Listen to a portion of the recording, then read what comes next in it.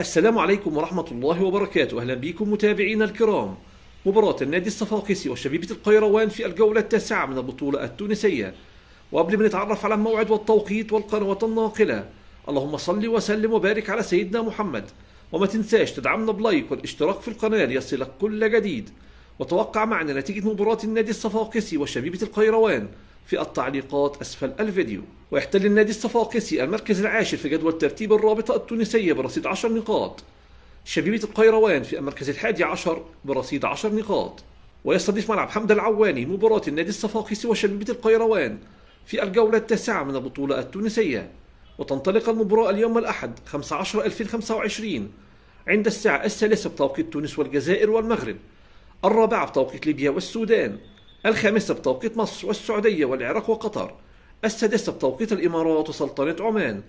وأما عن القنوات الناقلة لمباراة النادي الصفاقسي وشبيبة القيروان، المباراة منقولة على قناة الوطنية التونسية الثانية وعبر منصة الديوان الرياضية.